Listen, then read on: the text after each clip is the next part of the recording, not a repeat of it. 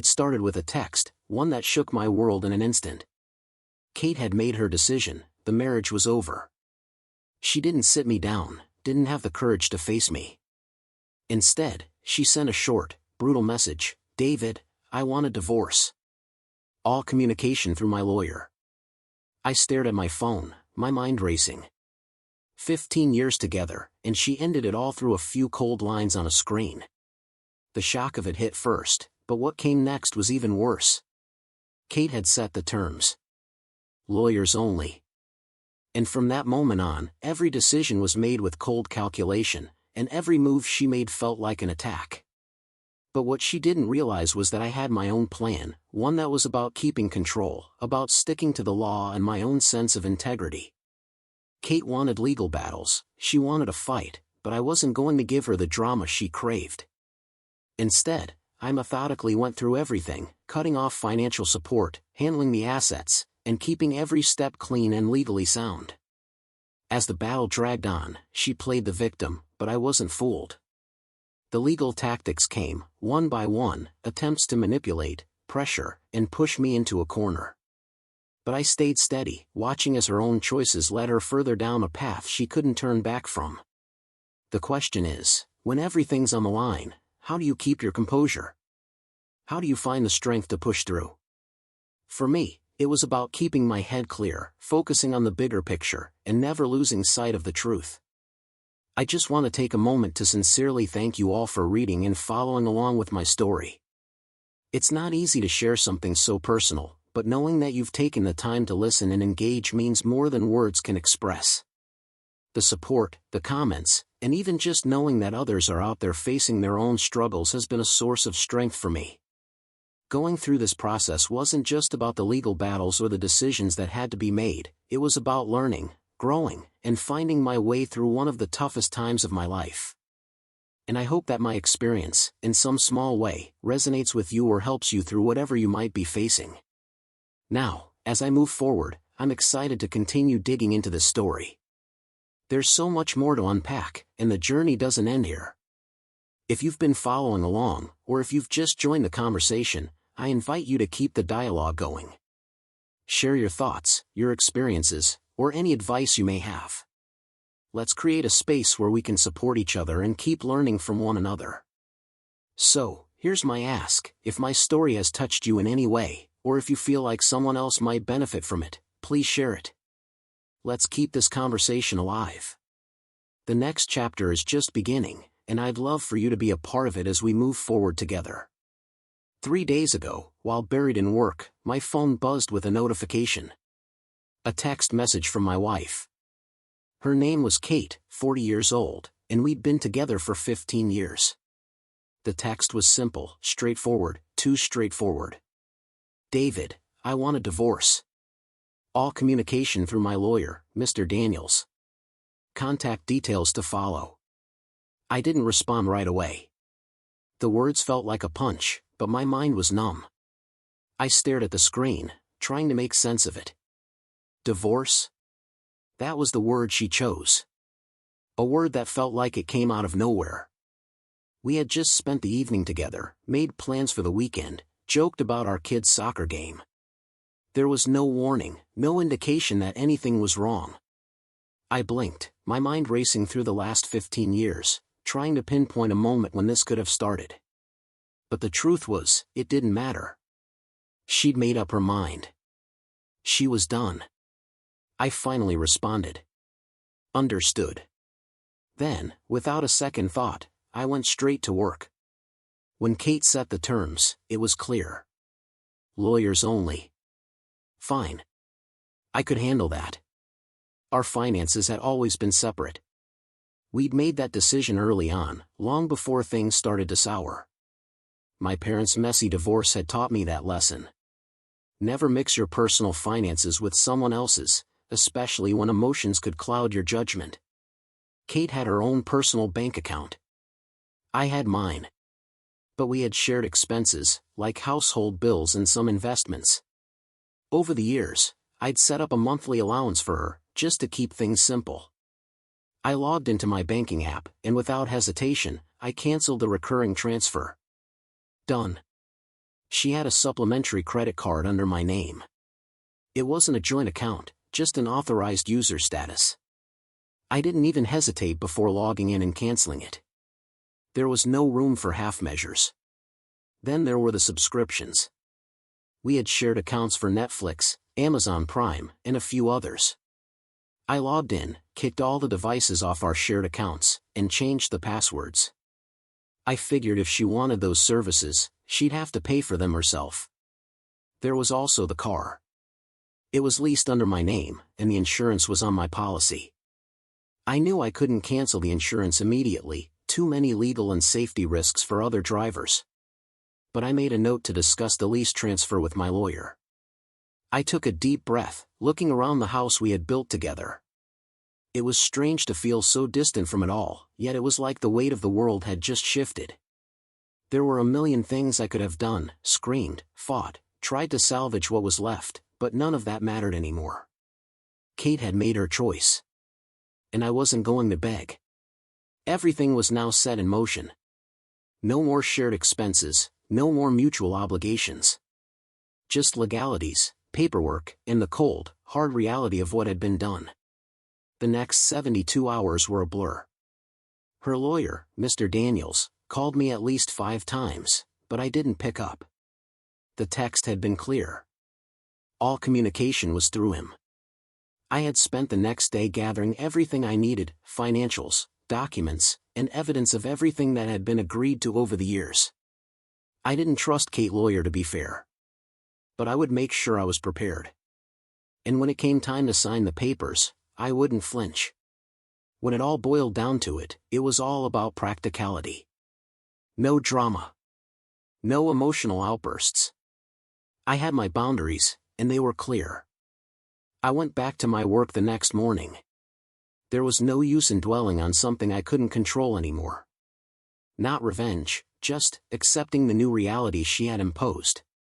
She drew the line. Lawyers only. Fine. Lawyers work on formal agreements, not assumptions based on a marriage that she had just ended. An hour later, her lawyer's details arrived in my inbox. I forwarded them straight to Ms. Lawson, a top divorce attorney recommended by a colleague. I sent her an email explaining the situation and my need for immediate legal counsel. I received a quick response, a text message demanding a divorce. All communication must go through her. I complied. There was no room for anything else now. The next step was clear: asset protection, retainer fees, and getting this process started as smoothly as possible. I wrapped up the project I was working on, then headed home. The house was quiet, far too quiet. Kate must have packed while I was out. There was no sign of her, nothing left behind except a cold, hollow silence. I slept surprisingly well that night, considering. Fast forward 72 hours. It was Friday afternoon, and my phone buzzed with an unknown number. I had a feeling. Hello? I answered, my voice steady. Is this David? A sharp, impatient voice on the other end. I recognized the last name. David Bennett? Yes, speaking, I replied, still calm, but bracing myself. This is Mr. Peterson. I represent Kate Bennett. His voice was clipped, almost rehearsed. My client is experiencing some difficulties. Okay, I thought. I kept listening, trying to maintain my composure. Her cards were declined, Mr. Peterson continued. Funds cut off abruptly. This is highly irregular, Mr. Bennett. The financial status quo is generally maintained during separation. I felt a rush of tension in my chest, but I didn't let it show. I already knew what was coming. Mr. Peterson, I said, my voice calm and steady. My wife texted me on Tuesday, demanding a divorce. She stated that all communication must go through you. I acknowledged and complied. There was a pause on the other end. Informal financial arrangements ceased. I continued. Any future support will be determined through formal legal discussions. Through you. And through my counsel, Ms. Lawson, whom I am retaining. More silence. I could almost hear him flipping through papers. She needs funds now, Mr. Peterson said, his tone now sharp. Necessities. Accommodation. I frowned. Accommodation? I repeated. Where is she staying? That's not pertinent, Mr. Peterson responded quickly. You acted in bad faith, cutting her off without warning. I felt a flash of anger, but I pushed it down. Mr. Peterson, I said, my voice steady but firm. My wife ended our marriage unilaterally via text and set the condition that all communication be through you. She ended the status quo of trust and communication. Financial support will be determined legally. Not by frantic calls over declined cards she wasn't even the primary holder of. I could hear his breath catch on the other end. A long pause followed. Then, his voice became even cooler. My client seeks emergency financial relief, he said stiffly. Her prerogative, I thought, but I didn't let the thought escape my mouth. Her prerogative, I replied calmly, but all filings go directly to my attorney, Ms. Lawson. You have her contact details? Yes, he snapped, clearly irritated. I do. Excellent, I said, keeping my tone even. This conversation is concluded, per my wife's directive. Good day. I hung up the phone, my heart pounding in my chest. My mind was racing, but I remained composed. Adrenaline surged through me, but I couldn't afford to let it show. There was no room for emotions now. This was a battle for clarity, and I was prepared to fight. The next steps were in motion, and nothing could stop them. But also, validation. She wanted cold and legal? That's exactly what she was going to get. I was waiting for Ms. Lawson's call. This was just the beginning. The first update. 1 week later. It had been a week since the text, and things had escalated, just as I expected. Thanks to all the comments and DMs I received. Good to know I'm not crazy. Ms. Lawson got back to me the same day Mr. Peterson called. She's good. Confirmed that my actions were entirely logical, given Kate's text. Advised me to document everything. Mr. Peterson made his first move on Monday. A formal request for emergency temporary spousal support, plus exclusive use of the marital home, which Kate had already left. I couldn't help but laugh at that. The amount? Astronomical. She essentially wanted me to fund her old lifestyle, new housing, and her legal fees. Entitlement level? Expert. Ms. Lawson responded promptly. She countered with a much lower temporary support amount, based on actual need, not her inflated wants. She also pointed out that Kate had left the home, which I still occupied. Then came the personal attacks. Kate's best friend, Maya, called Wednesday night. I answered, hoping for some intel. Mistake. David? What the actual hell, she spat, no greeting, just an immediate shot to the gut. Maya? I replied, trying to keep my voice steady. Don't Maya me, she snapped. Kate is on my couch. You cut her off. She couldn't even buy groceries? You're making her homeless, David. I rubbed my temples, trying to stay composed. Kate demanded the divorce via text. Lawyers only. I respected her wishes. Bullshit, she yelled. You know she barely works. How is she supposed to live? She's terrified. I held back a sigh. She has a part-time gig as a graphic designer. It's mostly for fun money. She'll figure it out. She's terrified. Maya repeated, sounding frantic. She hired a lawyer before even talking to me, David. You're leaving her out in the cold. What kind of person does that? She hired Mr. Peterson before talking to me, I said, calmly. Financials go through him, and mine go through Ms. Lawson. That's the process she chose. This is how it works now. Cruel. Vindictive. After 15 years, she said, the words heavy with emotion. Made a mistake, I replied, Kate's mistake.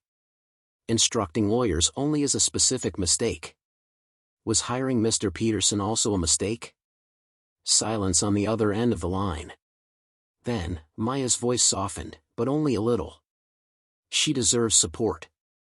You always took care of her. I took a deep breath. And I would have discussed things amicably if she hadn't nuked the marriage via text and lawyered up. She set the rules. Now, we follow them. You'll regret this, David. She'll take you for everything, Maya spat. She can try, I said, my tone as calm as ever. Filed legally? My attorney handles it. We'll see how it plays out. I'm not discussing this further with you, I said, the finality in my voice unmistakable. Goodbye. I hung up the phone and leaned back in my chair, letting out a long breath. Every conversation with Maya was like a battle, but I wasn't interested in getting dragged into any more emotional fights. I had already made my decision, and Kate had set the terms. The lawyers would handle it now. And for the first time in a long time, I felt a sense of clarity and control. So, I'm the bad guy for following instructions.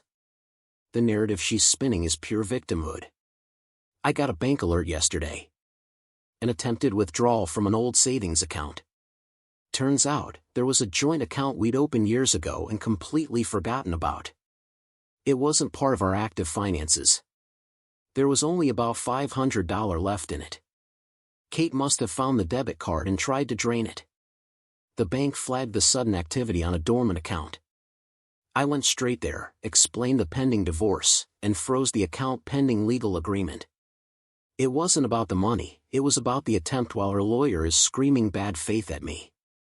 Ms. Lawson says this actually helps us. It shows Kate isn't just passively waiting, but actively trying back channels outside the process she demanded. We're just waiting for the emergency support hearing court date.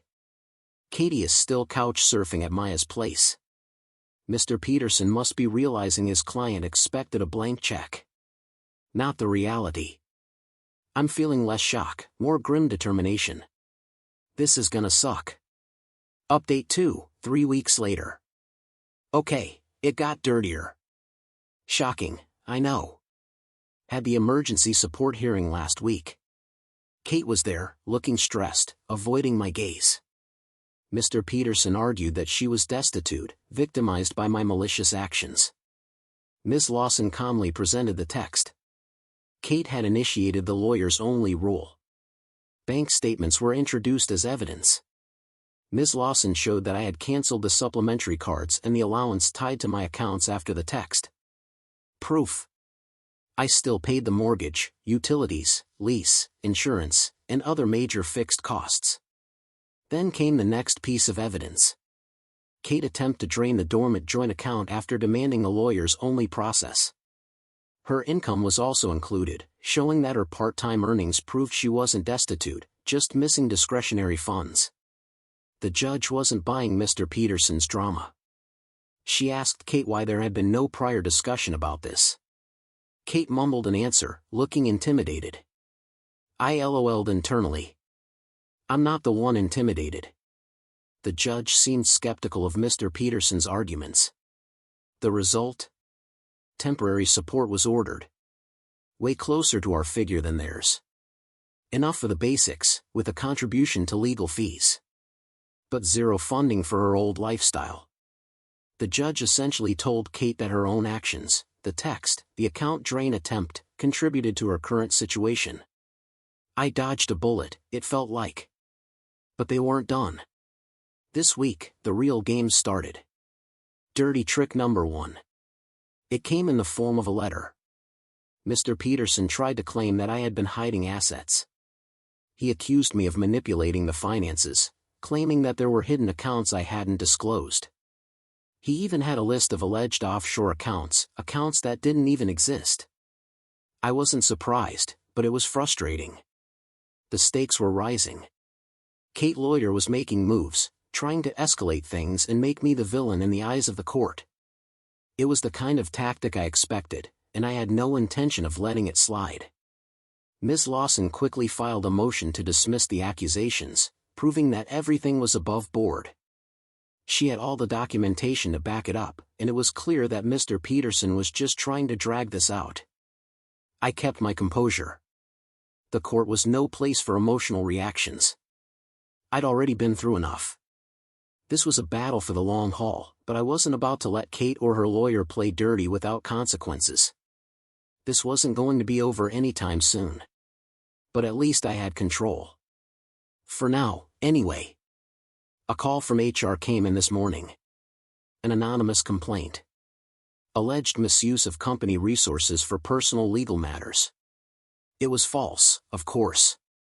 I'd only used personal devices and email. The complaint also accused me of erratic behavior, suggesting instability. Thankfully, my boss knows me. The complaint was vague, and HR checked the logs. Nothing. They had a quick chat with me, calmly explained the basics, and dismissed it.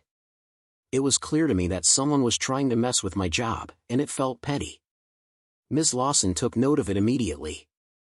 Tough to prove the anonymous source, but it added to the pattern of dirty tricks. Trick number 2. Then, a call from Rachel. My ex's mother. Tears, accusations. How could I do this to her daughter? She's struggling. The judge was unfair. Give her more money.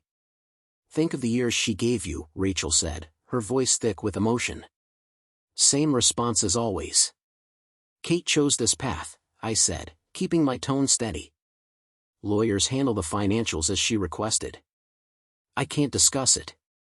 She called me heartless, then hung up. Relentless emotional manipulation. They really thought I'd just keep paying forever, no questions asked. My response? Stick to logic under fire.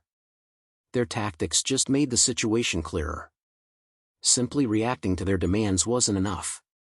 I needed to proactively secure my position legally and shut down any avenues for manipulation. It had to be strictly by the book. The car was next. Ms. Lawson sent Mr. Peterson a letter. Temporary support was established, but Kate needed to handle the car. Take over the lease if she was qualified or return it. I stopped payments for the next cycle. The insurance, which I had continued to maintain, would also cease after 30 days. It was her problem to solve now, within the legal framework. The house was another matter. I filed for formal exclusive use of the house, since Kate had left, and the judge hadn't granted it to her. I started the valuation process for a potential sale or buyout. The buyout seemed unlikely, given her finances, but I needed to establish clear legal control over the property. Next was asset division. I was pushing for immediate full financial discovery. I suspected hidden assets on her side, and it was time for full transparency. No more hiding things. Legal proceedings weren't moving as quickly as I'd like, but everything was moving in the right direction. The court had mandated full financial disclosure from Kate, and I was going to make sure that happened. But I wasn't just focused on legal action. I was also dealing with the harassment. I had been documenting everything, every call, every attempt at manipulation. The work complaint? I documented that, too. Dates. Times. Everything. There was a method to all this chaos. I couldn't let their games distract me from the bigger picture. Everything had to be in place, every move had to be strategic. I wouldn't let anyone undermine my position. This was no longer just a battle for my finances. This was a fight to take control of my life again. Summary. Ms. Lawson says that the pattern of bad faith tactics will influence the final settlement and legal fees. It's not about revenge, it's about methodically managing the situation within the legal boundaries Kate herself established, especially now that they were resorting to underhanded tactics. The work complaint crossed a line, making firm, decisive legal steps essential. Kate texted me directly yesterday, breaking her own rule. David, you can't take the car. How will I get anywhere? Paul, stop this. I screenshotted it and sent it straight to Ms. Lawson. I replied, Kate, per your instructions, all communication must go through the lawyers. Contact Mr. Peterson. Silence. Final update. 6 months later. It's been about 7 months since the text. The divorce was finalized last month. It feels like ages ago. Time for the final update. The last 6 months have been a brutal cycle of legal trench warfare. Mr. Peterson did everything he could to delay. Kate played the victim the whole time, rejecting reasonable offers. The car? That became its own major fight. Kate couldn't qualify for the lease takeover. She refused to return it, knowing full well that it was under my name. Mr. Peterson argued necessity. Ms. Lawson countered, stating that temporary support was enough to cover basic transportation. The deadline passed. I informed the leasing company I wasn't paying anymore. Kate wasn't an authorized driver. The car was repossessed from right outside Maya's place. Cue frantic calls from Maya and Kate mom. I ignored them. I forwarded the messages to Ms. Lawson. Kate was furious, but she was legally cornered by the consequences of her inaction. The house. I received the exclusive use order. We sold it relatively fast, though Kate fought for more. She claimed economic disadvantage due to the divorce. Financial discovery was the kicker. I pushed hard for full transparency. Kate had to disclose everything, and it turned out she had a separate savings account. Over the years, her parents had contributed to it. And there were some inherited stocks that she had forgotten about. Not huge amounts, but more than the $500 in the dormant joint account. Mr. Peterson argued that it was separate property. Ms. Lawson countered, proving that the funds had been commingled with marital assets, allowing Kate to keep them untouched. Everything was laid bare. The reality of her financial situation came into sharp focus. In the end, the settlement was far more equitable than she had expected. But Kate still tried to argue for more, pushing the limits of what the court would allow. By the time everything was settled, it wasn't just about the money anymore. It was about enforcing the boundaries that Kate herself had set. I didn't want to drag this out, but she had forced my hand every step of the way. Now, 6 months after the final settlement, I'm left reflecting on what's been a draining, sometimes brutal experience. But the important thing is that I held my ground. The process was long, but it was necessary. I never wanted this. I never imagined it would be this difficult, this drawn out. But in the end, I know I did what I had to do to protect my future. And as for Kate? The truth was exposed. She can deal with the consequences of her actions. I've moved on, and I've started rebuilding. The worst is behind me. Anonymous complaint. No direct proof, but the judge noted the timing and nature of it all, especially with the final proceedings. I didn't win damages, but it added to the bad faith picture. Final settlement. We settled just before a contested trial. The judge signaled impatience with Kate tactics during pre-trial talks. She was facing a worse outcome, plus the potential of having to pay my legal fees. Finally, she agreed to the settlement. Assets. The house equity was nearly 50-50. I had a slight edge due to the hidden assets she tried to conceal. The stocks were divided as marital property, which was fair. She kept her small personal savings, but the rest was divided. Spousal support. Time limited. 2 years. Rehabilitative alimony. Significantly less than what Kate had demanded. The amount was enough to help her transition, but not to fund her old lifestyle. It was contingent on her efforts to become self-supporting. Legal fees. Each side paid their own. That was a win, avoiding the fight for her to cover my costs. Aftermath. Kate's in a small apartment now, working more than she used to. I hear her complaining about money indirectly. Maya distanced herself after Kate became too much of a burden. Her parents are likely still helping out, but as for any remorse or apology? Zero. She still seems baffled that I didn't just fund her life after the divorce. The entitlement runs deep. Kate genuinely believed she was owed the lifestyle she had, regardless of what happened between us. As for me? It's been a rough 7 months. Expensive. Stressful. But I'm good. Better, actually. The peace from finally closing that chapter is huge. I kept my job. I kept my integrity intact. The asset division was fair. I learned I handle crises strategically now, not emotionally. I'm hitting the gym more, taking care of myself. I'm spending more time with friends Kate never liked. I'm enjoying my quiet house, living on my terms. There's no Hollywood revenge here. Just the steady, grinding consequences of Kate choices meeting logical, legal resistance. She wanted formal and legal? Well, she got it. Along with all the cold financial reality that came with it. And honestly, that's satisfaction enough. Thanks for the space to vent. It's helped immensely. Now, time to move forward.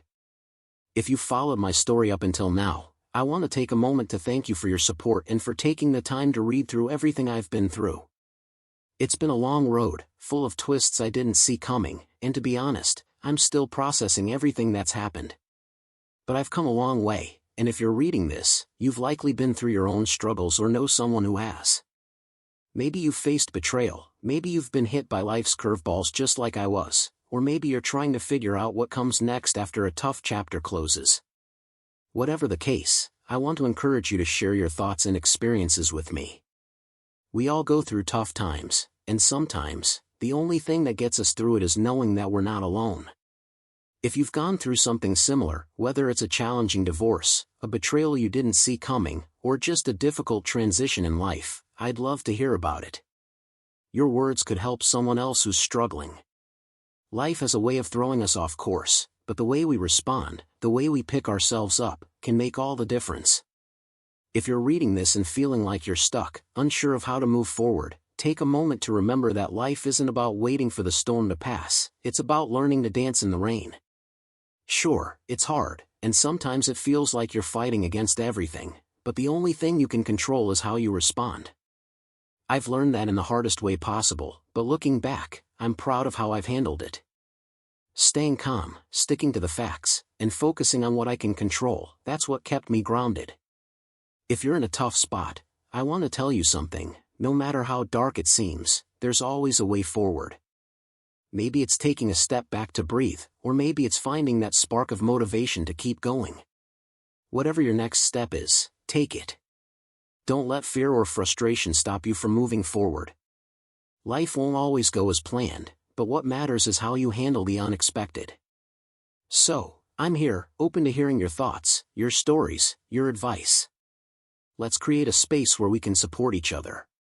Share your thoughts in the comments below, whether it's words of encouragement, your own experiences, or just something you've learned along the way. If you know someone who's struggling right now, share this with them. Sometimes, the smallest bit of support can help someone get through their hardest days. Let's move forward together.